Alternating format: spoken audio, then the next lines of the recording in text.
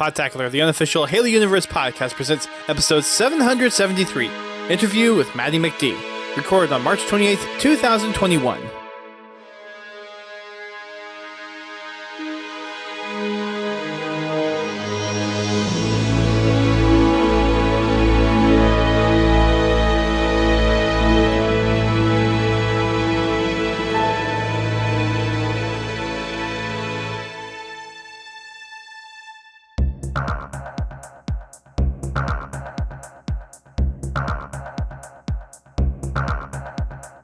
Hello everyone, welcome to Podtacular, the unofficial Halo Universe podcast. I am your host, Duststorm, and I have a special guest here with me for this episode of the podcast. We have from the Halo subreddit, Mr. Matty McDee. Welcome to Podtacular.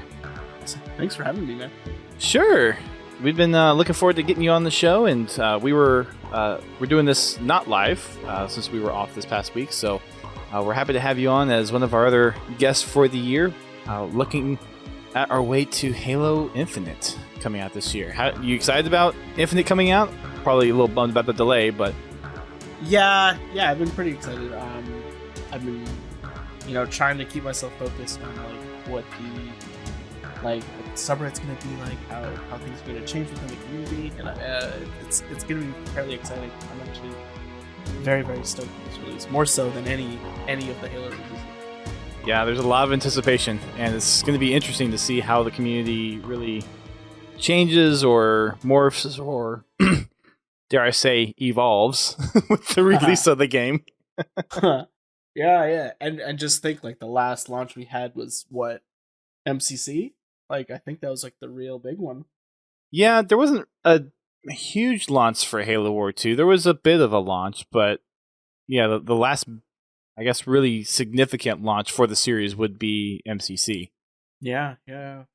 It's because when MCC launched, it was kind of in that a rough state, right? And yeah, the community kind of reflected that, right? So you had everyone was toxic, everyone was so negative, and I mean rightfully so, but it was just it wasn't a good time. Nobody was having fun there. So I'm excited to see this fresh start. I guess Halo 5 was pretty good. Halo 5 launch was pretty good, I feel. It was a decent launch. Yeah. There were some shortcomings. I think a lot of the community felt like the campaign wasn't kind of as strong as people probably wanted.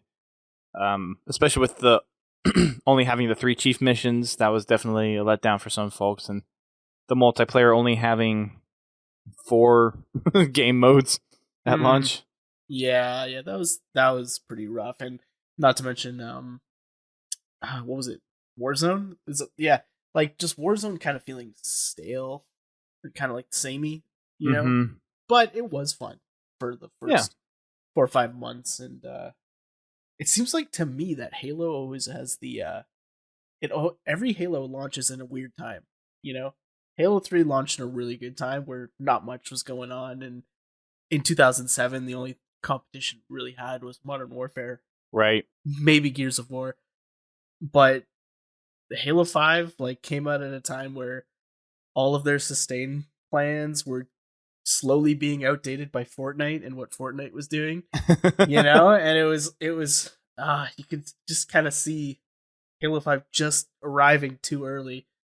This is when everyone was starting to hate loot boxes too, and it missed a huge window. But I mean, there's not much you can do about that, but no. Yeah. But I'm really looking forward to Infinite. I'm really glad I'm finally get to be on this podcast, but oh man, Infinite is so great. Yeah. Yeah, we're looking forward to it too. I think for for us, the big thing that we're really looking forward to the most is just the story part. Being on Zeta Halo, getting to see a lot of the chief story being back on a Halo ring, kind of as the main environment for the story, is going to be a really fascinating experience. Just kind of because the last time we were really majorly on a Halo ring for the game was Halo CE. We haven't really had this experience since then. We've had bits and pieces of it. In Halo 2, we had parts that were on Halo, maybe a third of the game was on the ring. And then Halo 3, we only had one mission that was on the ring. Yeah. So like, let me ask you this: what when they say like open world, like, have you ever played Gears 5? I have not played Gears 5. No. Okay, so there's Gears 5 is kind of like it is like quote unquote open world, but at the same time you're very restricted on where you can go. But it is open, and you can do a lot of different things. You don't have to go straight into the camp. Halo Infinite seems to be kind of doing that same thing. Like, I feel like it's open, but you're restricted. But at the same time, it's like an ODST, right? Except with side missions and more content. That's kind of what it feels like to me, and I feel like what they've told us so far about the game is that they're gonna keep expanding it as much as they can. I don't know about campaign DLC, but I think like I'm thinking like seasonal DLC, you know? Like with each season, it's going to add more and more to the story of Zeta Halo. Yeah, we haven't talked about that too much, I think, in like speculation on the podcast before, but I know talking with some of our community members and some other just Halo community members in general, the consensus seems to be with the whole like 10-year lifespan of Halo Infinite and it kind of looking like it's being a games as a service type of deal, that we could see a lot of campaign expansions or little DLC packs get added on there. Like, I know Fortnite has their seasons that kind of adds new lore to the game, and Halo obviously has a little bit more of a rich and more well-defined story, but kind of take what that's been done in Fortnite and kind of mash that up with probably a little more traditional DLC style, and I would anticipate something like that being for campaign. So with it being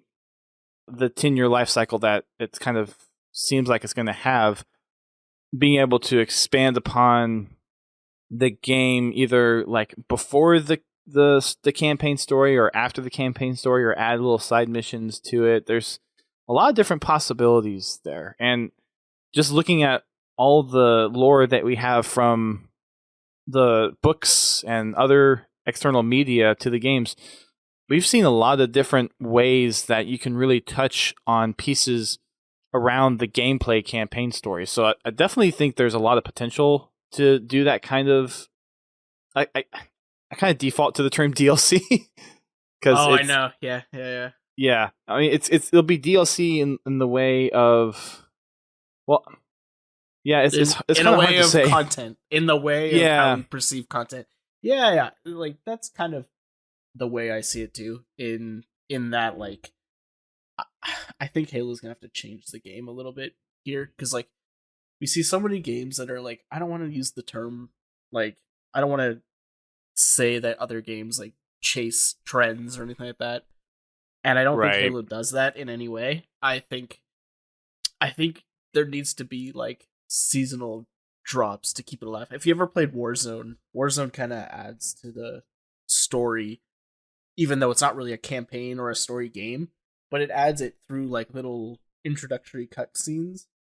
And I think Rainbow Six Siege does that as well, where it's like you'll get little lore drops, or you get like a cutscene, like a CGI cutscene that'll establish the world a little bit more. I think Halo has the potential to do that plus more. They definitely have the people for it. Right. You got David Ellis, who, spearheaded Spartan Ops, right? Like, I mean, yeah. Like Spartan Ops was so ahead of its time, and it was so ambitious for what it wants to be. It really or was. What it wanted to be. Sorry, there was a knocking. Spartan Ops was so ambitious for like its time. If you think about it, like what Spartan Ops did is essentially the seasonal model, minus content drip and all the and like player anticipation and all the stuff that you would expect from a game that holds a seasonal model, right? Right. Like it's like the same. It's almost the same thing. So I think that they could do something like that, but like allow development of like good experiences, not just a plentiful amount of them, which Halo 4 did. Mm-hmm.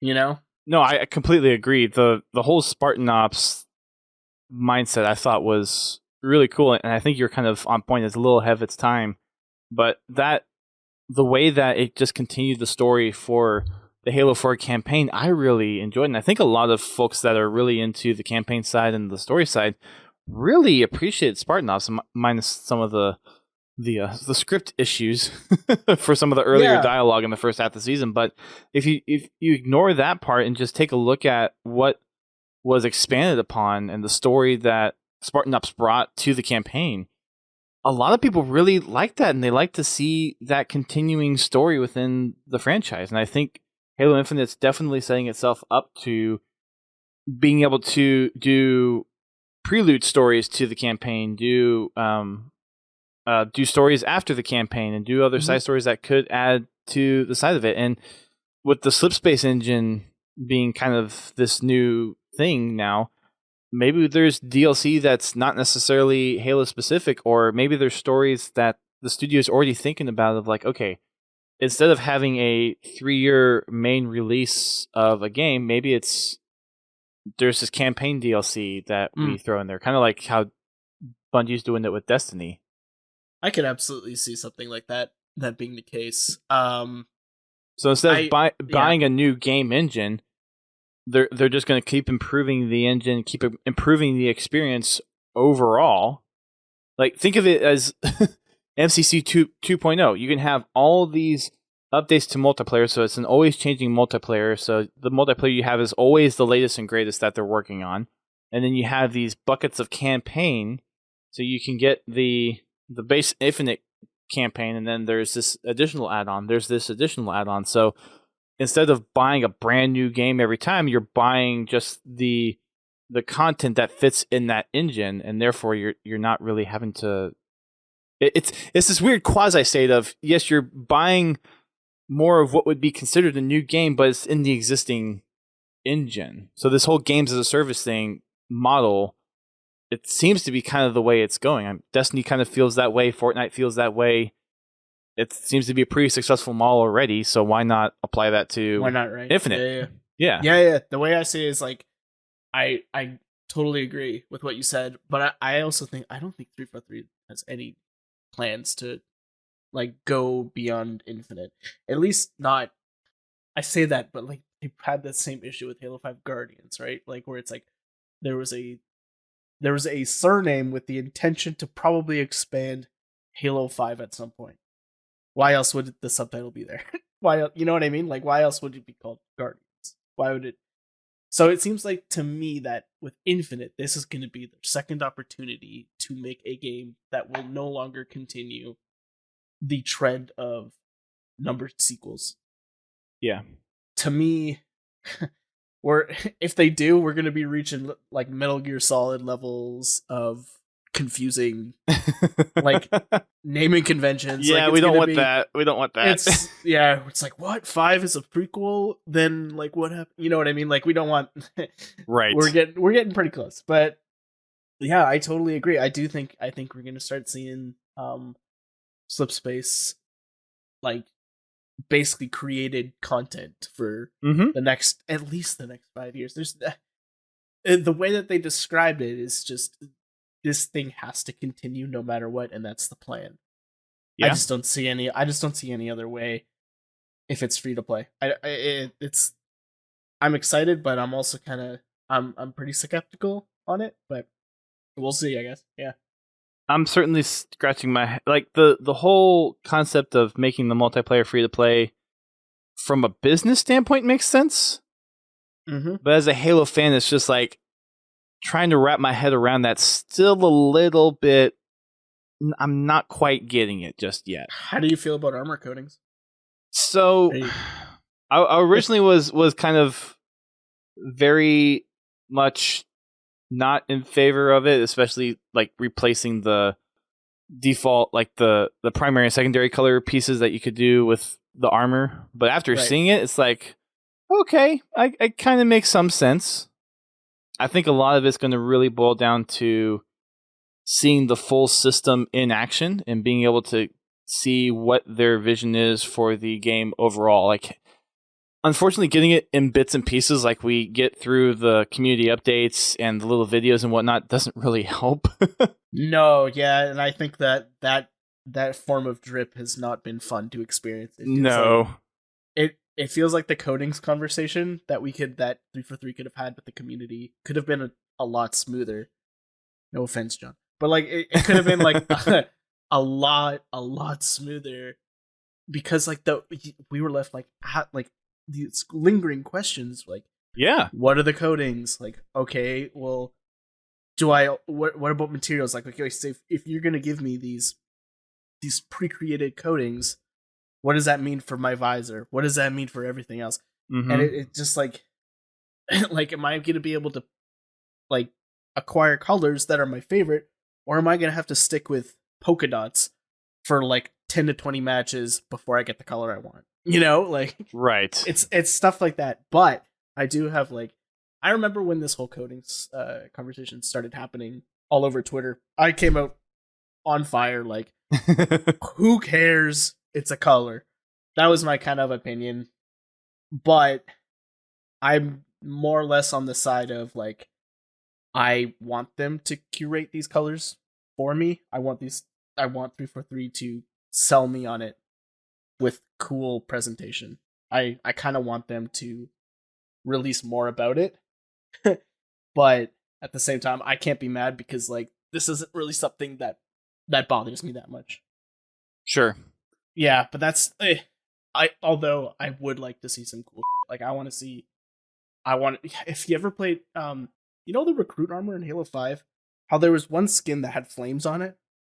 I don't remember that. There's one, and I used it, and I've used it for a really long time. And it's my favorite because it looks so cool. Like, the flames you can change with the primary color, and oh, that's cool. It's great. And the recruit armor just in general looks very Halo to me. Like, that's like one of the armor suits that they nailed in. Oh yeah, 343's generation of Halo. Like, it's a base armor suit, but it fits. It's a solid. It's a solid armor piece. Yeah. Yeah. And I really like the decals on that thing. Like, I love, like, if they were able to nail down that cool look of decals, like, listen, you can sell me on it. You can charge me $8 for it. I'll buy it. Like, if I love flexing on people when I have good cosmetics, and if they could sell me on coatings, I'm down for it. I'm down for giving up my primaries, secondary colors, and whatnot. Yeah. I feel a lot of the discussions that 343's wanted to have is just been so messed up by the delay, and then obviously the whole industry's been affected by COVID as well. So it just is one big sucky situation. But for the most part, it's like the narrative that they originally were thinking about telling and trying to show with us, they're having to piecemeal now, because probably a lot of what they wanted to show off or the big ticket items they wanted to do at conventions and whatnot, and obviously all of that got blown out because of no conventions anymore. Yeah, that's so disappointing. It's like, because you can tell, like, there was probably a plan for all of this to roll out, like, over like Gamescom, or, you know, like a PAX. There's probably huge plans for PAX this year, but it's just like, here's, what is it, every bi-weekly we get an update on Halo Infinite. It's just every month. So yeah, it's so disappointing, but not much you can do about it. Everybody's stuck in the same boat here, and you just gotta deal with it. But I will say, I think they really did fumble the coding discussion for sure. Yeah, I think it's one of those things that it's hard to take no matter what, because it is something that is completely replacing a system that everyone's familiar with, having both the primary and secondaries, and like that default identity, being able to kind of have that immediate customization is no longer there. So it's, what was your color identity? Like, what was the go-to for you? Do you have like a look that you pick for every Halo? Yeah, so I do. I'm kind of plain Jane Mjolnir Mark 6, and I do black or dark gray primary, lavender or purple secondary, tertiary, if there is tertiary, would be a blue, and then my logo would, most of the time, whatever game had it, would be the side helmet look, because it kind of looks like the Podtacular helmet branding. Absolutely, yep. I get it. So that would be the look I would normally go for. For me, I've cycled. I used to go only blue and white, or maybe just all blue for like maybe. When I say like for the start of it, I mean like OG Halo 1, 2, and 3. Like I would always go blue. Now I've kind of gone to red and white, or a combination of red and white, or red, white, and steel. Whatever Interesting. looks the coolest on the armor, but I'm not completely sold to them. Like I'm not like in love with the look. The thing Yeah. that I'm more attached to is like the helmet. I'm an EVA guy all the way. Like every game, I'm picking EVA. I love that thing. I've loved that thing since like when they started releasing the Game Informer multiplayer screenshots for Halo 3, like way back in the day. They showed like that one EVA Spartan on the Mongoose with the guy on the back, and I'm just like, that's my helmet. That like Nice. this is back when they were like first showing CQB and EVA as armor permutations. Like before we knew anything else. Like that's what I'm like, that's the one. That's the one I'm using, and I've never taken it off. Yeah. And I'm disappointed Halo 4 is kind of, they added like a loop, like it's kind of like a slide. It's like lips up. It kind of it looks stupid, but but yeah, it's EVA. What did they do to my boy? I know. And then like in Halo 5 they brought it back, and I'm like, why? It's the worst one. But but it's that's what I would be. That's what I'm attached to. I'm attached to my arm more than Nice. Yeah, my favorite color is purple, so as long as there's purple infused somewhere in there, that's kind of what I'd go for. Well, if you buy a pack, no, I'm just kidding. Well, I didn't. Yeah. I tried to get the. I was checking my stores for like the Oreo or the Chips Ahoy. I forget what the parent company is, but I was trying to look for those Halo marked package, and where I am, they just never were there. So I have to wait till I can unlock that armor coating before I can get it. Yeah, So I imagine these are going to be. I imagine these are going to be pretty quick to unlock. I imagine, like I can imagine, like just like the challenge system is just going to keep dropping you like gray tier like colors and everything like that. Like I imagine it's going to be pretty quick before I get the coatings that I'm happy with, or like temporarily happy with. Right. And there are some people that kind of have legitimate concerns, like machinimators and forgers, who like to have specific armor unlocks or coatings or colors. So that community is going to be, or those communities are going to be impacted. Yeah, true. By this change, yeah. But yeah, it'll be interesting to see how things go. They'd have auditions for like their roles, and they're like, yes, I do have the black and green armor coating. Right. You know? Right. Type of thing. Yeah. Yeah, it's going to be interesting to see how that goes. Well, we went off kind of on a tangent a little bit to start off with, a good tangent. Yeah. But we normally have two questions that we ask folks whenever they are new on the podcast, which you are.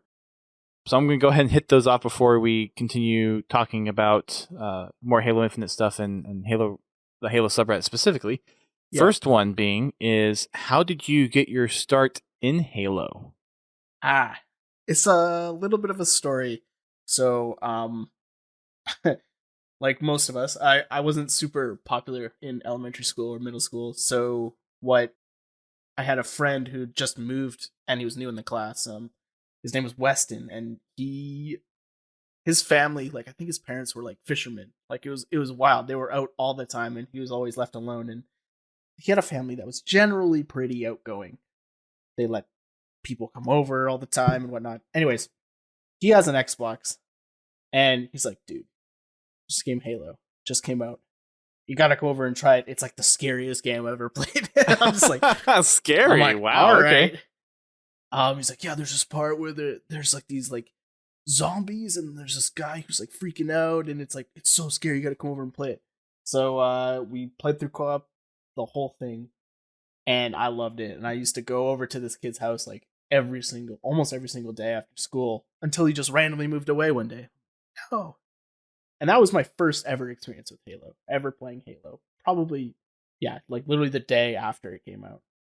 Wow. And then eventually, I got an Xbox the next Christmas, and I got it myself. But that was my first experience, was just like this random kid who showed up to class one day, completely new, and made friends with him, and he showed me Halo, and I thought it was gonna be the scariest game I ever played, but it wasn't. That's cool. Yep. That's the a very pretty first one. unique story. I haven't heard a story. We don't hear many stories quite like that. I mean, we've heard the whole like in like friends invite you over to play Halo, and it's like, oh, what's this game and that kind of stuff. But that's interesting. That It was like he was like a wandering stranger, yeah, like but with Halo. He's just got like in Fallout or something like that.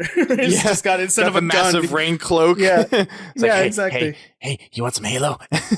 Hey, pretty much, yeah. It's like he was that. He was a pusher. He was but for Halo.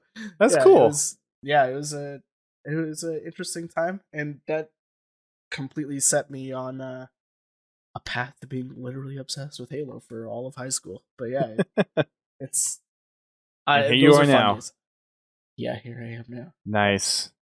And then the second question, which will kind of lead into the reason why you're on the show, is what is it that you do within the Halo community today?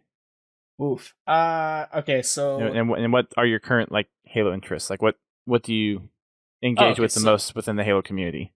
So I'm a moderator of the subreddit, and the subreddit is just basically like any Reddit where it's just like a conglomeration of people who like to come in.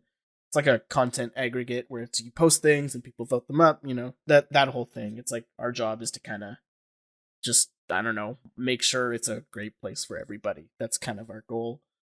My place within it is probably within that. I don't know what else I would consider myself to be. I don't really consider myself to be an influencer. I don't really consider myself to be a YouTuber or anything like that, or anyone who tries to create content. I just consider myself maybe maybe a little bit above average than your other, popular Halo guy. I don't know. It's really hard to explain because No like worries. I don't want to sell myself short, because I do think I've been in this community for a long time. I've been on Bungie.net for like, God, I signed up in like 2005. Like, we're talking that long ago. I used to go to PAX all the time, do meetups, and it's this community is my home. It's the first community I've ever been a part of, and it's probably be my last. I'll be holding a copy of Halo Infinite 5 on my coffin, and I'll be done. But yeah, it's kind of hard to say what my place is. Like, so do you like really interface with the lore community? Do you play a lot of matchmaking? Oh, I love the lore. I would probably, I don't say that I'm like huge on it. I talk to people who are huge on it, and I really like to talk. I like to discuss with them, because the universe is really cool and really interesting. I have read probably I'd probably say like 50% now, like, of the books, but like back when I was actively reading them, it was more like 70 to 80% at the time. Like, I think I got up to Cole Protocol before I kind of fell off. Okay. The 400 trilogy kind of threw me for a loop. So. I threw a lot of people for a loop. Yeah. Yeah. That's some hard sci-fi to read. Yes, it is. Yeah. So, yeah, no, I'd say I'm like a little bit of everywhere. Like, I love the competitive scene. Like, I've had some great times at events, like with all my friends, and just like talking to pros and hanging out with them. Like, I absolutely love the competitive scene. But I'm also a matchmaking kid too. Yeah, I don't know. I'd probably say I'm just like a little bit of dipping my toes into everywhere.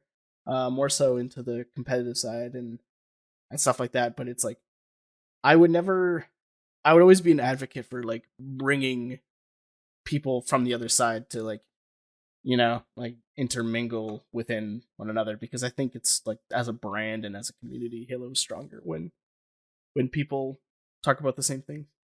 Yeah, very nice. Yeah. That kind of fits a lot in line with what we try to do with Podtacular as well. Just kind of having a little touch point on all different facets of the Halo community. And yeah. With Reddit, the website, being coined the front page to the internet, I know there's a lot of stuff that kind of goes through the Halo subreddit that is in line with a lot of what the Halo community is kind of focusing on or thinking about at the time. So there's definitely a good. I kind of see the Halo subreddit as a decent temperature gauge. I know there's a lot of Halo subreddit specific stuff that happens that isn't necessarily a good barometer for some other stuff of the Halo community, like all the meme type stuff and some of the other just like random posts of someone posting a really cool clip, and it's a really cool clip, so it gets upvoted. But like the whole new stuff and the talking points, it's a decent. I'll say it's a decent temperature gauge. Yeah, I would agree with that too. I think with Reddit, you have to understand that any subreddit is kind of a de facto like echo chamber. Like that's kind of what a subreddit. That's what a subreddit will always be. There's no really getting around it. The Halo subreddit in particular, I think, has mostly replaced a lot of forums for people who have probably been displaced in some fashion as Reddit gets retains its popularity and dominance over most like platform discussion. Reddit has kind of been like the generic place where people go to talk or be about things. Yeah, and to me, I do think that I agree with you in saying that the feedback presented on Reddit is not the be all, and I and at most times I would agree that it is very stupid.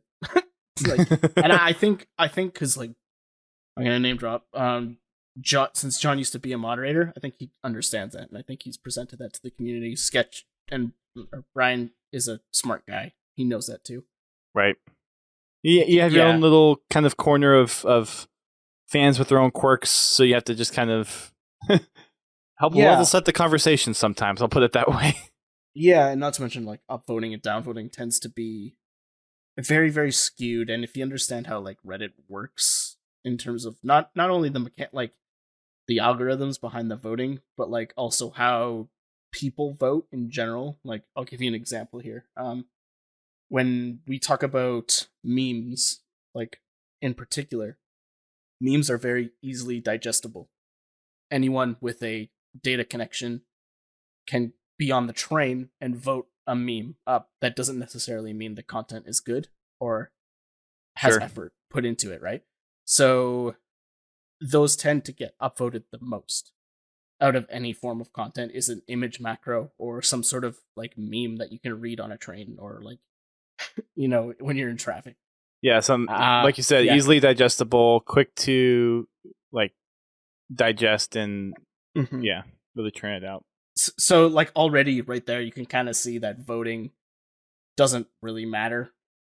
There was times where we actually tried to remove the your vote doesn't count. No, I'm just kidding. Well, I mean, it's true to an extent because like some people might not know this, but like if you link a post directly from the subreddit and you get other people to vote it, and if they click that link and vote through that link, your vote may or may not be tallied, depending on what the algorithms. Actually, it may not entirely. I'll have to go back and look because of really. It's an anti-brigading measure, right? So if you direct link something, it's not something we do. It's like a Reddit thing. Interesting. But like, yeah, there's like tons of little f***ery that goes on behind the scenes, like that a lot of people are unaware of. Reddit can be gamed really, really easily too. But yeah, it's I don't know where the original question was, but I do agree with you in that like I think Reddit doesn't speak for the community, and I don't think like the people who collect feedback believe that either. I think they know because like Twitter is the same way, right?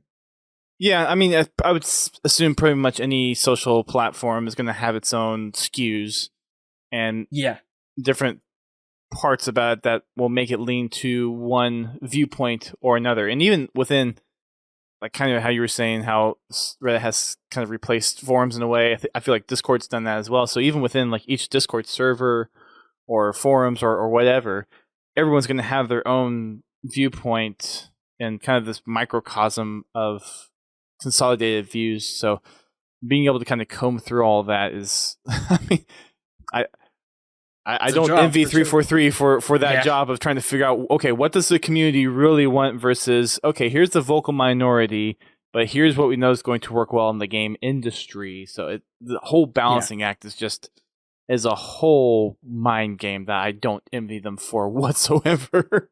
Yeah, they have data too. Like they also have data to like just like, hey, if someone's experiencing like, oh god, there was a big thing with this is back when the Achilles stuff was happening. Do you recall when like it was very, very a lot of people were very upset that they felt like they were getting stat padded against every single game because people would be going for Achilles based challenges for Spartan companies, and they felt like people were just like doing things like standing on mongooses and throwing infinite grenades into the spawn and causing people to just get spawn killed constantly. That was a big complaint. And it felt like it was on Reddit, and it felt like every single day there was a thread about this. And on face value, you'd be like, wow, a lot of people are experiencing this. They're commenting, they're upvoting. Crazy. Like, this must be a plague on matchmaking. Turns out it absolutely was not. And it was just like a series of vocal posters, and generally the majority of matches were not experiencing similar levels of just like foul play. I guess I don't really know what to call it. Cheesing, I guess. Yeah. Like you wouldn't, but like the data showed something that the feedback necessarily wasn't presenting, and that's just because Reddit as an aggregate tends to bump up more outrage posts and more people getting angry and more like just the idea of more people being mad at any particular topic. Yeah, so that's interesting. So like I frequent the Reddit somewhat. Like I'll pop in there maybe once a week, once every other week, just to kind of see what the hot posts are or what's been up there, and I'll go and upvote and downvote some stuff sometimes. So yeah, when I do decide to make a post, I don't just immediately get downvoted or filtered out. But like I like to kind of see what people are interested in and what's going on. But for those that might not be as familiar with how Reddit works or what the subreddit is, how it kind of works as far as posting and upvoting and whatnot, can you give kind of a like an elevator pitch to those that take it from the standpoint of no idea what Reddit is, no idea what the Halo subreddit is? How would someone kind of go and consume content and then also kind of interact with your community? Yeah, so it's a platform where you're using either someone else's content or your content to promote discussion on something, and it's an aggregate of information that you'll see on the front page. And generally there is a voting system where you can, if you like something, you vote something up. Down, if it's crap, you vote it down. And that's pretty much it. And you comment and you discuss what you're looking at, and that's pretty much it. That's Reddit in a nutshell. So it's kind of almost water cooler, but just on a massive scale. Kind of those water cooler conversations. The water cooler, but people can look down at you and not feel awkward about it. that's kind of what it is. Yeah, the water cooler with more toxicity, I would probably say, is a good way to put it. Because man, like, I don't know if it's just the Halo community sometimes, but a lot of people like to argue. So actually, that's kind of just the internet in general. A lot of people just like to argue. But the Halo subreddit has its moments for sure. I feel like every community at some point has that kind of like that kind of. You have your bad apples and you have your good apples, and it's sometimes trying to make sure that the bad apples don't outweigh the good apples, and like there's. Every once in a while you'll see like people calling out people that, oh, you just hate on Halo all the time, or you're just the 343 apologist or something like that. And it's like, you know, it's always one or the other, eh? Right. Yeah. It's like we do our best to try to make sure that everyone at least treats everyone with respect, and like you might not agree with someone's opinion, but at least respect that they have their own opinion, that they're entitled to their own opinion, type of thing. You'll always catch me being an apologist. I know too many people there who would be like, I don't want to shit on any of the stuff that they do. I don't want to be rude to them, and it's like I mean, I'll criticize like if there's like a system that I think is kind of iffy, or you'll never see me being toxic about it. Right. And I feel like more people should be aware, like be at the perspective where real people work on these things. Right. Right. When But they I go mean, at home, the same they have time, lives. Yeah. like I would like most of the time when I see people saying you're an apologist, it's like you won't take any criticism, and you'll always take any criticism of 343 or the game or whatever as, oh, that doesn't matter, that doesn't make any sense, whatever. But, Oh like, yeah, I can see. yeah, that's what I think a lot of people in the community really assume that 343 apologist means. Like, no, you won't take any criticism, you won't take any dislike or hatred towards the game or the franchise. And it's like, no, that's not what the point is. The point is, like, we want the best for the studio. We want to support them the best way we can. If there's something that we don't agree with, yeah, we're going to call it out. We're going to say, hey, this doesn't really feel right or doesn't sound right. Is there a reason why you're doing this? And like, try to understand where they're coming from, because you're right. They are people making the game. They're not perfect, and they're trying to make the game that one they want to make, and it just so happens to be that they want to make a game that they want the community to love too. So I mean, they're not entitled to it, but they still want to do it anyways. Yeah, I can't imagine any of the developers I know that would want to make a bad game. This is not something I think that any of them set out to do, and I'm 90% sure that most of them do play their own game and they do enjoy what they make. Right. I can't imagine they want to see people unhappy. Like, I think that would be very weird. I don't think any dev does that. Well, I mean, I could see a dev maybe saying like, no, I want to make the game that I want to make, and then if people want to play it, then they can play it. But it's like a Bungie thing. It's like that's like 2008 Bungie right there. I mean, I was a little hinting at that, but I wasn't. Which is, I don't know. I wasn't exactly trying to call it out. Yeah, I mean, I think Bungie's moved away from that idea ever since the initial launch of Destiny, right? Like the first Destiny. I think they kind of realized that leaving the community out of the dark and having the attitude of being like, we know more than you and we want to make the game that we want to play. It doesn't work in when did it come out? Like 2012, 2010? I can't remember when Destiny 1 came out.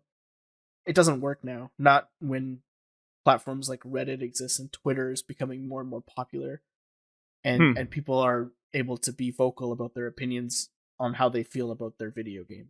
Like, I don't know if that works anymore. They kind of have to lend out the olive branch, so to speak, to the community and treat them a little bit better. But yeah, that's that kind of Bungie era thinking is definitely something that did get them in a lot of hot water with Destiny.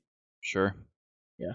It's definitely something that it's like they are entitled to it if that's the way they want to go. I mean, yeah, they are their own game company. They can do whatever they want to do, and if it sells, it sells. Great. True. Yeah. But yeah, like, just kind of one of those things that we should, at least as Halo fans, I would definitely behoove anyone to at least appreciate the fact that Halo is still being made, that people still care about making Halo. And even if you don't agree with the direction 343 is taken, and even if you don't agree with most of it, like, at least still understand that there's people on the other end of the conversation that care about feedback and care about what people say. Completely. Yeah. That's a problem I think we just have in general with internet communities, is that people tend to not see the effort, or people tend to not to use direct line of reasoning to understand why these decisions are made, right? Like, chances are a decision is made just because either they're responding to an enormous amount of feedback, or there's data to support the feedback. Like, it's not just like community manager goes to dev and then dev is like, okay, like, I saw someone mad at Sprint. Well, let me tell you, you know what I mean? Like, it's old conversation. I know, it's very stupid. I think that we're still having the conversation about Sprint and Halo is a testament to a lot of aspects of the Halo community that are undesirable. I think that yeah, there's a lot of things that I think just I wish the community would grow up sometimes and just, like, I agree. I think that also, like, Halo is just like, Halo has one of those communities now where they like to hold on to very, very small things. And I don't think we could be at that point yet where we're complaining about just very, very tiny things about a franchise that's kind of been admittedly, no, I don't want to say financially on the decline, but like definitely in popularity for sure. Right. Like the household name of Halo is still there, but the amount of people playing it, like in perspective of all the other games out there, like when, like you have to put in perspective, when Halo 3 came out, it was a flagship title amongst maybe not a huge library of games or other heavy hitters at the time. Like you were saying earlier, Matty, the big one at the time that Halo had to really compete with was Modern Warfare. But now there's just so many games across so many platforms and so many publishers out there. It's the market is so saturated compared to how it was back in 2007, 2008. So it's not something you can directly compare. Yeah, nothing's comparable. And some of the decisions that 343 is going to have to make for future games, and every game studio really, is what's the trend? What's working in the game industry for that particular genre? Do you think there should be Battle Royale? I think Halo, it has a strong both gameplay and narrative background to support a Battle Royale mode of some kind. Now, I'm not one of those people that says it has to be an infinite, but it'd be cool, be kind of one of those cool things where if they added it on, I think it would be. I think the Halo storyline is perfect for it. You have drop pods. I mean that's your drop in sequence right there, and the whole way of like collapsing the play space. There could be multiple ways of doing that. I saw a Twitter conversation where it's like, okay, it's Battle Royale in Halo, but since if it's on Zeta Halo, you have pieces of the Halo falling off. Yeah. And that's the way you close the ring. It's like, that's a brilliant idea. Yeah. Thematically, the pieces are there. Like, yeah, thematically it works. I don't see a reason why it cannot exist. And everyone who hates the idea of Battle Royale is like, why? I think a lot of the other side of the conversation is it would be like, oh, what's more of a priority in terms of development time? Like, what's the main thing that we're gonna have to lose in order to gain something? Which I don't think is necessarily a good way to think about it. Like, I think that's kind of like a weird perspective to have, because like it insinuates that like, yeah, there is a cost leverage that you have to make, but at the same time, that leverage would have been made fairly early on, and I think the fact that we haven't heard anything about there being a BR, even rumors, even speculation. I mean, we've heard speculation, but like the fact that there's been no rumors about it leads me to believe that there isn't going to be a Battle Royale in Halo Infinite. I was about to say Halo 5. Yeah, definitely not at launch. I could see it being a content add-on maybe sometime down the road.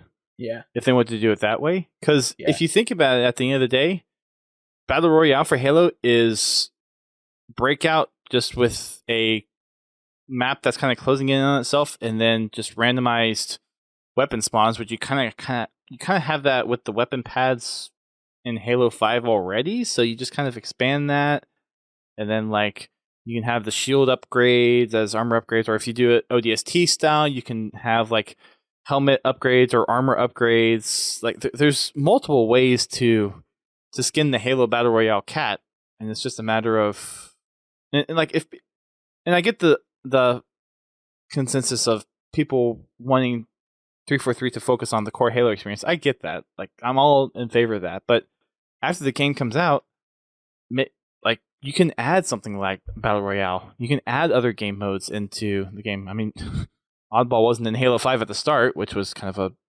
boneheaded decision. Yeah. But I mean, they added it afterwards, so it's easy to add game modes after the fact to the game engine, and I can only imagine with what they've tried to do with the Slipspace engine, as kind of what we've heard from some 343ers talk about, is like really retooling the engine to be more flexible to do what the devs want the game engine to do. So, I mean, there's a lot of underlying infrastructure to support a Halo Battle Royale to me, both technically from the game engine and thematically from the Halo lore that's already been built. Yeah, for sure. I don't think there's anything I disagree with there. I do think that my only concern would be that we need to talk about like how a battle royale would work in a like population wise. I think like if the battle royale was killer, it was awesome, it would probably take away from the core experience, similar to how Warzone has, where it's like It could. that would be my only concern. But I think like if it were to be a hit, I don't think population would be ever like. I think there's people that play the BR the experience, and then there's people that would play the core arena experience. I would. This is the BTB argument that I've lost in the wasteland. I think in that case, though, well, maybe BTB is a different animal to me than Battle Royale, and for sure. like I've seen conversations, I've had conversations with other Halo community members in this light. Think of it as you have people that have grown up with Halo and played Halo all their life, and then you have the younger audience that are into the Battle Royale and they love it. So Warzone, Apex Legends, Fortnite, all that stuff. And you say, okay, here's Halo, here's Battle Royale, here's the mix of it. And I've heard people say like that maybe Battle Royale for Halo is the gateway to get even more people into the franchise. I could see that. I could see maybe like they like have certain cosmetics only unlockable through arena play, and like maybe some things are unlocked with Battle Royale, and there's like something that like continues to cross pollinate both sides. I could see that being a thing. Like it's definitely something that is more of a more of a fluid like way to deal with everything in terms of game modes and game and maps and whatnot. For sure. Yeah. It's hard to say right now because we've seen so little. Like it's like, yeah, God, we don't even know what game modes are returning, let alone like if a battle royale is coming out. Yeah. Which is, I hope there's a multiplayer reveal soon, but I hope so too. We'll see. I don't know if it's going to be something they hold on to until what would be the E3 show. I don't know if they're doing like the Xbox showcase like they did last year in place of E3, or if there'll be something more formal. But I have a feeling we probably won't hear about multiplayer in detail until about that time frame, unfortunately. Yeah, which is so weird because it's like we like. Well, I mean, Halo, like what I'm talking about, like the God, what do they call it? Flights? Sorry, it was escaping me there for a minute. Yeah, flights have to be happening soon. Like there has when's it coming? Halo's coming out in people rumored to be November, according to the actors that have spilled the beans a bit. Right. There's gotta, dude. It's what month is it? I've completely lost track. It's March. It's the end of March. It's end of March, and it's like there's gotta be a flight soon. Like. Well, I mean, if you think about it, E3 would normally be beginning of June, mid-June. Yeah. Mm-hmm. So that's 3 months away. And that would place it about 5 months before release of the game. Yeah. Which just dropped the flight. Yeah, which has been pretty typical of Halo games. So the exception being Halo 5, because that initial alpha or beta was 11 months in advance. That was nuts. We do know that it's playable. We know that the multiplayer is playable, and they are playing it. I mean, I'm assuming the multiplayer would have been playable a long time ago. Oh, yeah. I've heard rumors, like, literally, like we're talking, like, 4 to 6 months ago of people playing takeaway builds. Like, it's been a while since they've been playing multiplayer. But sure. it's I need that flight, man. I need it. Everyone wants it. Yeah. Yeah. I hope they do like a BTB and an arena flight. Like they do like BTB core playlists, and then they have an arena flight, and then they swap days. You know what I mean? Like, how they kind of, you're familiar with that. There's no way you haven't had friends and family invites. Like for different weeks. Yeah. Not for Halo. You never had one for Halo? So you like where you get to play early or whatever? Oh, well, I've gotten that kind of like I've gotten that as press, kind of. Yeah. You know how they give you like a pamphlet, and they'll be like, this is the time of day when you play, and this is the time of day when you don't play. Like, yes, yeah, yeah. I mean, that's kind of the normal flight stuff as we have with MCC too, where it's like, oh, exactly. Here are the kind of the targeted play sessions, even though you can play outside that if you want, but yeah, it'd be cool if they did that for Infinite. Yeah. when Halo 5 came out, we had, or I was given the code to download early, and they're like the play sessions that we could play in, like before we could release any media for the game. So there were some of those things, but Yeah, and like what campaign missions you could do and show Right, and what ones right. you can. Yeah, I remember that. Yep. Those were good days. Like what pre-release Halo 5 was a ton of fun because you got to play Warzone against your friends with your friends, and it was That was a lot of fun. I'm not it gonna lie. was every match against the same people, and it was just like see how fast you could core the other team, and Yep. it was great. Uh-huh. Arena, on the other hand, not a fun time because it was straight pros, like 100% of the games, and since there were so few people, you just get matched up. You get paired with Onyx every time. Like that's even after your placements or anything like that. You could get no kills, just you were Onyx automatically in that because there's so few people. Right. Yeah, that was crazy. I would imagine they would probably do something like that with Infinite. I don't see like that's kind of a staple with the gaming industry now, where you have a lot of influencers and media and press have those early copies that they can review and then be able to do their own like media write up or whatever. So I assume that's going to happen for Infinite. Yeah, for sure. Like it'll be bigger too. Yeah. Yeah, I would imagine for the flighting, they're probably going to try to get as many people in there as well. I mean, the numbers that we've seen for MCC, I would expect any kind of flighting for Infinite, or at least I would hope that would be blown out of the water. Now, I'm assuming anyone that's probably applied for the Insider for MCC might be about the same number that will be applying for Insider for Infinite. Yeah. So that number might not be too different, but as a lot more of the marketing comes out and a lot more attention gets drawn back into Halo for the promotion cycle, I would hope to see an uptick in that, but we'll have to see. Yeah. And with the influencer thing too, it's just like it's gonna skyrocket. Like, could you imagine? Like, Halo 5 didn't. I mean, it kind of did, but like it was very early on. But with Twitch, like I'm just thinking back, like when Halo 5 had its grace period, like when it had its like first couple months out, I remember influencer marketing wasn't like a huge deal when Halo 5 came out. It wasn't as big as it is now, where it's like you can have Shroud playing a game, like a sponsored game, and that would cause like hundreds of people, thousands of people to purchase your game. Kind of like Escape from Tarkov. Did you hear about? I don't want to misquote it or anything like that, but I'm fairly certain like as soon as people started picking up Tarkov, like the viewership skyrocketed for the game, and it sold like millions. Like, I mean, same thing happened for Among Us. Yeah, and I'm playing Among Us every week now because of it. yeah, and it's insane. So I can see that happening with Halo Infinite, and it'll be huge. It'll be huge, even if it's for only a couple months. Like at the worst, like I'm totally okay with that. And if it stays, even better. They just need to get Ninja on it. I wonder if he'd ever come back. I wonder if there was like, if there was ever a viewer incentive. I think that's the only way we'd get him back. If Halo somehow supersedes, I think he would play it to enjoy it, but I don't see him playing it as like a full-time thing on his stream. Yeah.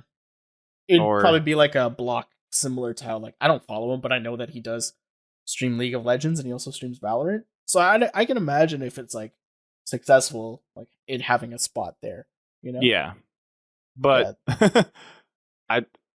Halo has an uphill battle to climb, and unfortunately the way I see it, a lot of the community where it's at is kind of what you were alluding to earlier, holding on to a lot of that older mentality of what they envision Halo being and what it should be. And that is just going to kill any kind of momentum that it could gain from going mainstream. The thing is though, man, like I think if it's big, I think if it hits with the casual fans and the streamer kids, I like the streamers, like if it's a hit there, it's good. Like it won't matter what anyone, right? Like any negativity that someone spreads on Twitter right now, like none of that will matter because they'll be pushed by the wayside. Whereas like people like Vitoed, Ubernick, and like like any number of Halo streamers that are continually streaming Halo, they're gonna make it big. Like Right. there's no. But it's also having to like cater to that audience, which I don't see it as your typical Halo fan necessarily. So I think that's where a lot of that, there's some of those trade-offs that as longtime Halo fans, we're going to have to make concessions for, like the coding system, like the different unlocks, like, and that's just the model. That's what that's what has been proven to be successful within the first-person genre, the first-person shooter genre in today's industry. Like that's just plain and simple. That you look at the numbers, that's what's successful. And 343 is not just going to ignore that. Oh yeah, and either. I don't think as fans, like, we can afford not to have that. You know, no, like, I think it's stupid to. I think we have assume to have otherwise. those concessions. Yeah, there's no other way. There are many things I have conceded on where I just, as a Halo fan, it's like I don't really. There's things that we have to give up in order for the game to be good. Yep. Black undersuits is not one of them, and if there's no black undersuits in Halo Infinite, I'm gonna lose my. No, just kidding. But like that's no black undersuits or we riot, or black undersuits or we riot. Or crotch plates. We need the Master Chief crotch plates. Otherwise, gotta protect the goods, man. They're not Spartans. They're not Spartans if they don't have crotch plates. No. Yeah, it's like there's so many things. It actually kind of loops back to what we were talking about before, with like Halo fans being completely stuck on like one aspect of the game, and that's like a game changer, a game ruiner for them. Right. It's like, just, dude, you just gotta let this game release at this point. We just gotta keep at it, and we just gotta show support as much as we can. Be vocal about things we dislike, but at the same time, it's like we gotta keep our heads on straight. Yeah, if we want Halo to be successful, then we gotta let it be successful, whether it's what we want or not. Yeah. And I wasn't even a big fan of like when Halo 4 came out. I played it a lot, but like not after 6 months. Like I'd jump on for a couple challenges here and there, but for Halo 4, it was great. I loved it. I loved the campaign. The multiplayer was great for 6 months, and then after you get specializations, it's like you could tell the drop off. You know. Yeah, and it was easy to get through that 130. Like you could do it quick. Yeah. So you get halfway there with just the codes. Oh yeah, so that's one thing that always confused me about like Halo 4's specializations unlock. Like I never really understood, because I had the like the Legendary Edition. It's kind of it was just the 10. I'm fairly certain the Legendary Edition was. Oh yeah. Yeah. And I just had them outright. Like, what was the path for people who didn't have the Legendary or Limited Edition? Like, I don't even remember. Like, did they just not get it until a certain date? I don't remember what the unlock path was.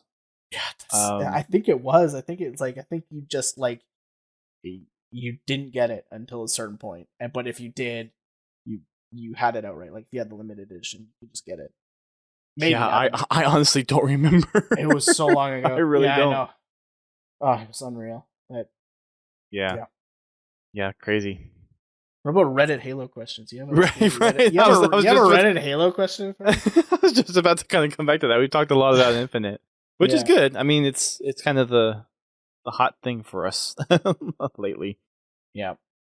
So what's the kind of content? Like, I know from what I've seen over there, there's lots of like little clips or cool stories that we get to see, along with some of the news things that get posted over there. What's the typical content that you see over on the Halo subreddit? It's hard because it fluctuates a lot of the time.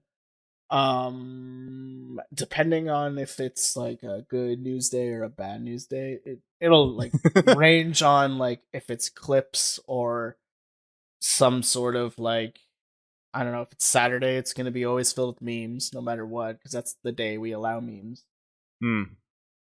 But any other day, you're probably going to be finding like, just like a lot of the same old talking points, I feel, that perpetuate throughout any sort of Discord too as well. Like you'll kind of see the same thing. Like it fluctuates for sure. Like if it's slow, you're generally just going to see a lot of media content, a lot of like clips, a lot of GIFs, a lot of like meme type subjects. If it's a hot media time, it's gonna be discussions. Like you're gonna see a lot of people talking about, like, for example, this audio clip, that weekly update that was just released. A Yeah. lot of discussion about like what that creature was in the preview. What was the oh, this is definitely a banished mortar. This is definitely this. This is definitely, like a lot of that kind of theorizing. The classic forum meat that you'd get if you were looking at a forum thread in 2007. Right. Like you get a lot of that. But yeah, it ultimately depends. The thing about Reddit being an aggregate is that it's just that, it's an aggregate. So it's going to be highly dependent on what subject, how popular the subject is that you're discussing, right? So yeah, it's ups and downs for sure. Okay, interesting. It's one of those things that I whenever I see discussions online about the Halo subreddits, it can be either like very favorable, people really liking it, or people don't like it. So yeah, like the in between is like, does it exist? I'm not sure. I mean, I feel like I'm kind of like, there's things I like on there and there's things I don't care about too much, but yeah, there's generally a lot of hyperbole. Yeah, pretty much. But like that's not without like reason.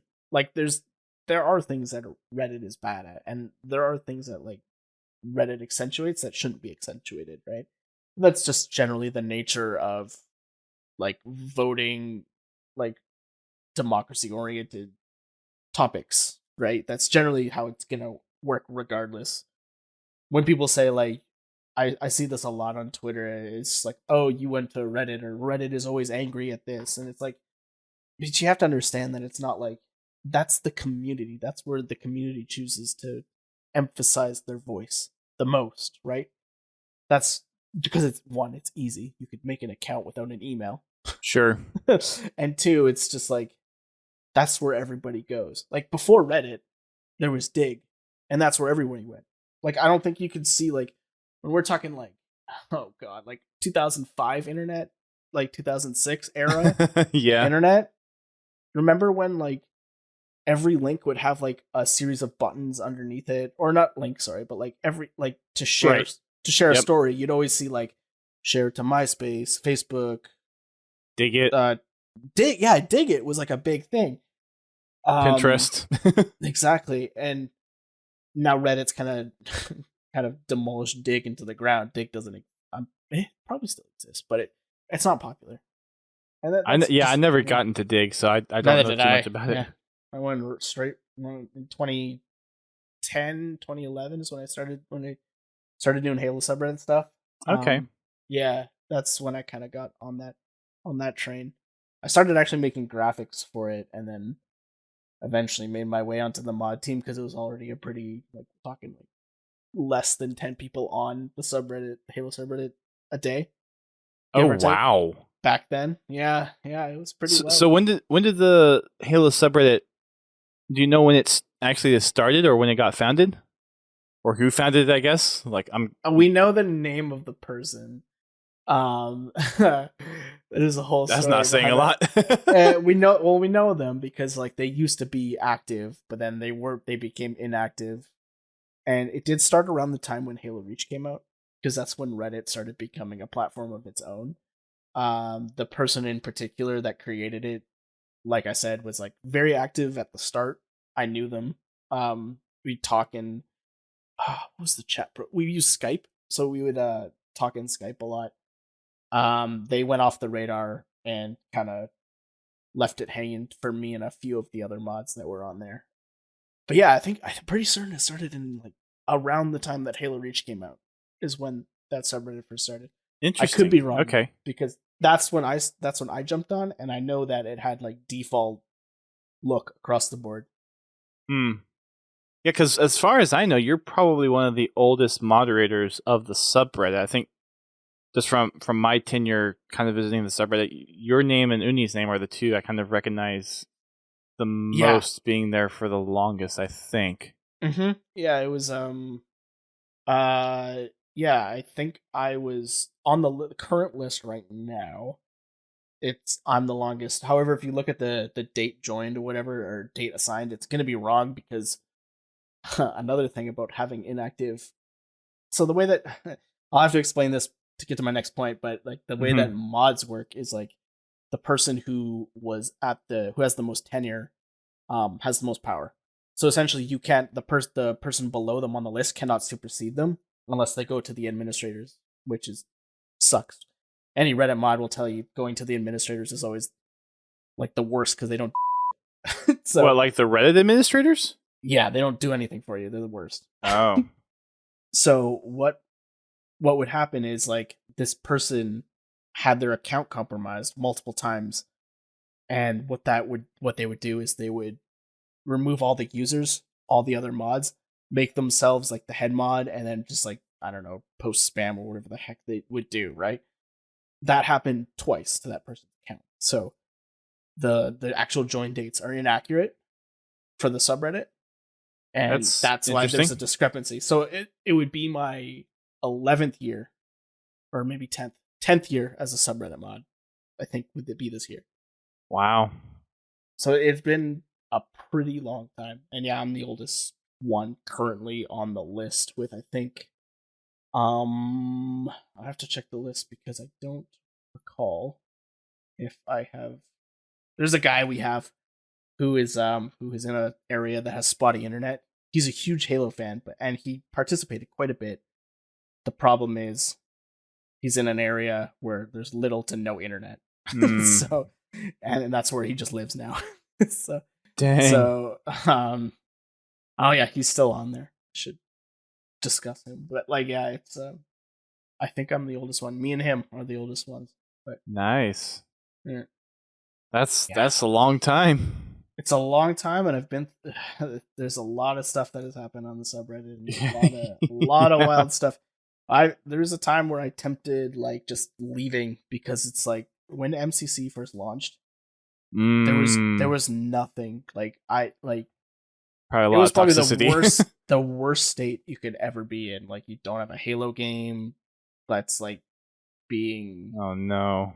You know what I mean? Like there was like a period of time where it's like there was no Halo news, like just nothing to talk about. Like the game was just in a bad state. There's nothing you could really do about it. Yeah, that. Ooh. And I was just like, why am I here? Like, this doesn't. There's like less than 10 people online right now. Like that's where it got to. And well, look where we are today, at least. Yeah, it's going pretty good. We just hit 650,000. Nice subs on there. And wasn't too long ago that you passed your 500,000 mark, right? Like late last year, something like that. Yeah, we hit both of those milestones actually fairly close together, which is quite interesting. That's awesome. Yeah, it's pretty huge, and we average at like 2K people online, which like looking back, I can't even believe it, man. Like I can't believe that we have this many people viewing the subreddit. Because like during the Reach days, it was like unheard of. Like, we were so surprised when BS Angel reached out to us for the first time during Halo Reach to give us Xbox avatar codes, and we were so excited. We're like, "Oh my god, the devs actually recognize the stuff we do! This is so crazy." That's really cool. Now it's that's like, awesome. Unyshek came from the subreddit. Well, yeah, I can't really say that because like he did a lot more than just subreddit stuff. Like he was a content creator and he understood the ins and outs of that world. So sure, yeah, I don't want to just say like the Reddit stuff was because of it, but yeah, he was on the team after being a fan. Like just he would consistently post on the subreddit, and eventually we were looking for mods, and I can't remember if he applied or not, but yeah, we pulled him on, and he was pretty good. He's pretty good. Like the biggest thing with John was he was very level-headed when talking about content creators and how we should treat the content creators on the subreddit, because at the time I was like very, very jaded towards content creators because a lot of them would just come and post on the subreddit and then leave. Bravo was one of them.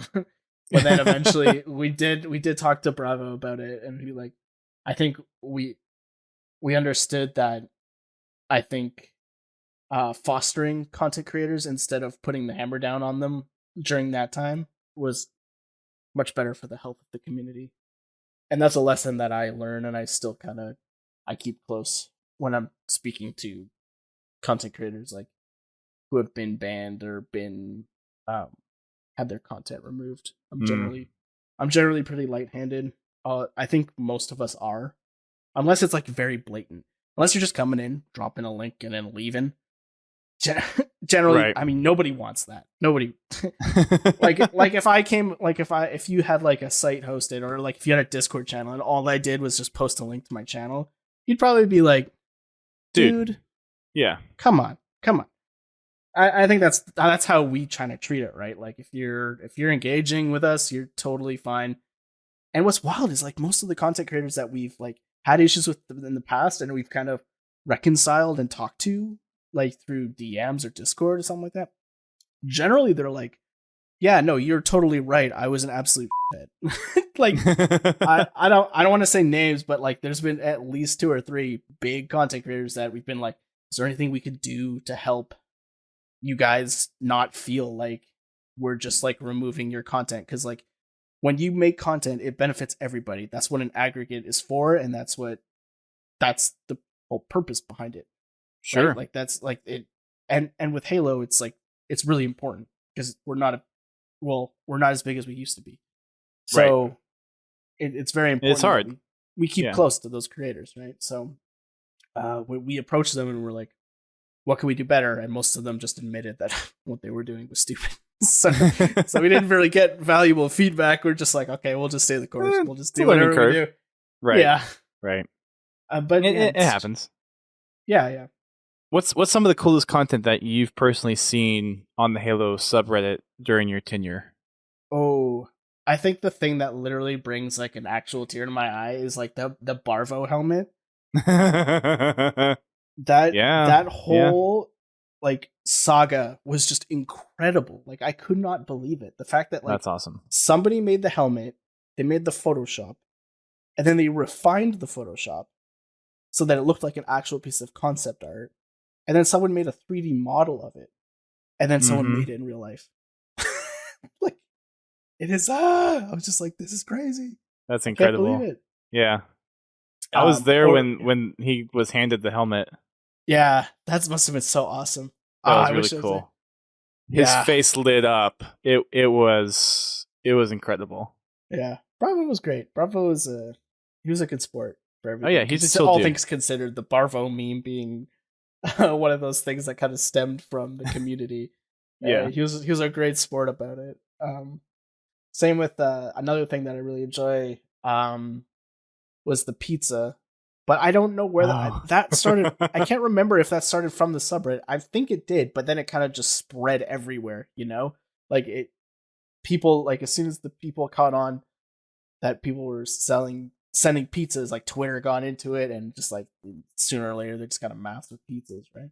Well, yeah, I remember there was a comment. I think Sketch made a comment or reply to either a tweet. It may have been a tweet that he replied to about something pizza related. Yeah. And then that's when like once the announcement was made, that's when the floodgates opened about pizza, and it's like, okay. Yeah, that was another crazy moment too. Oh yeah. And then recently there was a guy who was like, if 343 doesn't patch, do you remember the Halo 2 glitch where I can't remember what you did, but if there was a certain like you could like shoot and sometimes it'll kill an enemy across the map. It was like when Halo 2 Classic first came. Oh yes. When somebody made a post and was like, if 343 doesn't fixes this bug tomorrow, I'll eat a bunch of eggs, or I'll eat a bunch of raw eggs. So 343 patches MCC, and this guy's got a video of him with a jar of raw eggs that he's got to eat. And he recorded it and posted it to the subreddit. Oh my gosh. Yeah, it was brilliant. It was absolutely incredible. Yeah, there's been some really great stuff to come out of this particular side of the community. A lot of people like to bring up the bad, and a lot of people like to bring up like, oh, Reddit's angry at this, or like big Reddit moment here type of thing, which is not helping anything really in the grand scheme of things. Yeah, but like there's a lot of good, and hopefully in the future with Infinite, I wish to emphasize that a lot more with like maybe game nights and giveaways and maybe tournaments or something like that in the future. Yeah. Nice. So I know we're kind of going long on time here, but I'll wrap up the interview with this. What kind of some of the big things that you're planning with the Halo subreddit for Infinite, or as Infinite comes out and as Infinite launches? What are some of your plans for the subreddit, or if there's not really any, what's kind of the general consensus of the community on the subreddit for Infinite? So I think I would like to do giveaways and some.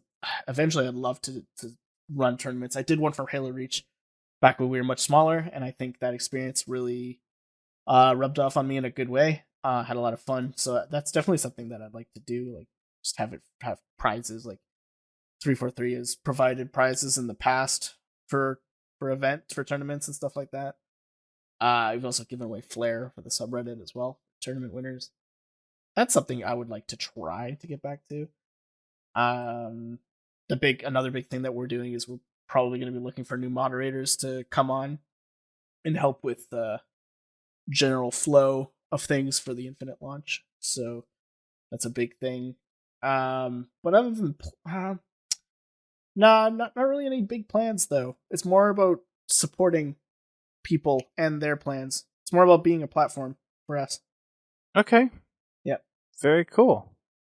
I think there's a lot of expectation going into it, so the tournament stuff will be interesting. Yeah, that's something that I've always wanted to do again. Especially at a larger scale. I think it would be fun. There's a lot more tools to do that well, than before back in 2012 where I had to use spreadsheets to keep track of everything. Yeah, we're thinking at some point we want to do some tournaments too, and like I know there's like Challenge and a couple other like tournament organizer type websites that are really helpful these days, but it's definitely going to be something that as Infinite draws closer, or like even after Infinite, I'll put it this way: it'll be interesting to see what kind of community tools are available to support tournaments. Like I would assume they're probably planning for some official tournament tools or some kind of integrations with Halo Infinite for the HCS stuff and other grassroots partners. But for kind of the smaller tournament organizers or people that want to kind of do their own thing, I wonder if there's even any thought of providing some kind of tools or capabilities for those kinds of tournaments to happen. So it'll be... Yeah, I'd hope so. Yeah, I'm hopeful, but we'll have to wait and see. I'll have to wait and see. Yeah, it's hard to say. Pretty much, yeah. Well, thank you for coming on and telling us a little bit about Reddit, and we had a lot more discussion, I think, about Infinite, but it's definitely interesting to hear a little bit of the history behind the Halo subreddit and kind of what happens over there. For those that may not know, for however few there may or may not be, where is the Reddit and how can people find out more about it? Well, the Reddit is just reddit.com/r/Halo, like kind of how you'd find most subreddits. We don't really promote it, so just check out the subreddit if you want to see some cool content that other people post. Very nice. Yeah, we're not really big content creators, so it's you can use the platform any way you wish. Nice. As long as it's within the rules. Read the rules first, kids. Read the rules first. You also have a Twitter and Discord as well, right? Oh yeah, we do. Yeah, the Discord. The Discord's at the header, so it's hard to miss. The big link says our Halo Discord server. It's on the subreddit. And we also have the @Reddit Halo Twitter account. That's we don't post much on it right now, but maybe in the future. Yeah. Very nice.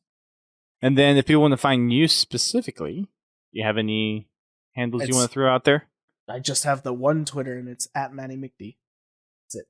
Where you can Very see nice. my art and my really bad takes and my my meme tweets. That's about all you can expect from me. Memes are fun. They are. I do like the occasional Halo meme every now. Yeah, I was on our drive to church this morning, I was telling my wife, if politics were a lot more memey, it'd be a lot more entertaining to actually follow politics. Yeah, true. You'd actually be able to follow politics without ripping your hair out every 5 minutes. Yeah, we just have memes. Right. Exactly. So, all right. Well, thanks again for hopping on the podcast. Appreciate the time out of your evening. Yeah, everyone go give Matty McDee a follow. Check out the subreddit. See what's over there. You can find us on Twitter, Facebook, Instagram. We stream normally on Thursdays for the podcast at 8:30 p.m. Eastern Time. We'll be back behind the microphones for this upcoming podcast. We'll talk about the latest Halo Infinite news and all the audio stuff that I still haven't listened to quite yet because I just got back from my anniversary trip last night, so I have a lot to catch up on. Yeah, that's an interesting listen, that one. Yeah, so we'll be talking about that on the next episode. And, of course, you can find us on Fridays for our Fragging Friday at 8:30 p.m. Eastern Time as well, and Sundays between 9 and 10 for our Achieving Halo. And we can, if you want to play with us on either one of those, you can come over to our Discord and hop on in with the parties and come play with us. That'll be it for this episode. Again, thank you, Matty, for taking time out of your evening. We hope to see you here again at some point in the future. I would love to. Yeah, I've always been a fan of the podcast. I've been working on it for a really long time, but I have no idea how to approach people for a podcast. But I'm happy to be here. Man. Thank you so much. At some point we're going to have a Battle Royale roundtable, and that's probably going to be upwards of 20-30 people, and we're going to have to figure out really how to moderate the conversation. But if that's something you're interested in, we'd be happy to have you. I would love that. Yeah, that'd be great. Awesome. All right, well, for everyone listening, thanks again. Keep on fragging them trucks.